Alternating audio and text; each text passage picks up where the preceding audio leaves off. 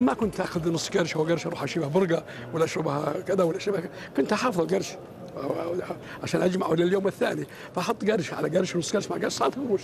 من جمعي من قرش ونص قرش وقرش جمعنا قروش وصار عندنا اللي ما قسم الله عندنا من المال. يصنف كأحد أثرى أثرياء الأرض، يمتلك من المال ما لا تملكه دول برمتها، فأرقام ثروته تتغير في الدقيقة والثانية، حتى قيل لو أن رجلا حصل على ما يحصل عليه الراجحي في يوم واحد لقضى بقية حياته غنيا. أنا لا أعتبر نفسي ثري، أنا ما عندي، أعتبر نفسي فقير لله. أنا من الفقراء المساكين لله، فأنا من أفقر الناس لله سبحانه وتعالى. تصنفني فقير، نعم أتقبل منك، لكن صبرني ابن أكبر أغنياء، لا من ابن أكبر أغنياء. هم استندوا على الأقل إلى أرقام وإلى تقديرات. تقديرات كل يقدر على كيفه، ما حد يمنع.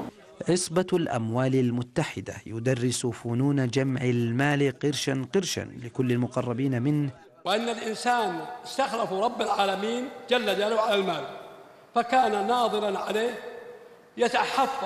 يحافظ عليه ويكون حريصا عليه وينميه ويشتغل فيه ويتعب معه، ونتيجته لغيره. بدأ حياته فقيرا معدما، لتتحدث بعد ذلك خبرة أجيال في صوت رجل. الحمد لله أنا أملك طيارات، أنا أملك تقريبا حوالي 100. أنا أفقر من في مراحل وأملك طيارات مثلك. أنا أملك محيان طيارة. ليش ما اشتريت طيارة؟ بتذكر في السياحية ب 100 ريال الركاب وتاصل، واللي يملك طيارة كاملة، ولذا كل طيران 10 ساعات 3 ساعات. هذا كلام اشتهر عنكم، هذا كلام شيخ ليس بجديد، لكن الجديد اللي نبحث عنه اليوم، لماذا الشيخ سليمان في حياته لم يعني يكون مرفها حتى اليوم؟ أنا مرفه طالما أني الحين مالي راحته، ولا أنا أصبحت ما أملك ولا شيء وأنا بنفسي وقف، هذا أكبر رفاهية. الجلوس مع هذا الرجل لدقائق قد يكلفه الكثير من المال، إلا أن تجربته في جمع الثروة على مدى 80 عاما ثم توزيعها في أيام بين أبنائه سر كبير لا يتردد في إسماعه للآخرين.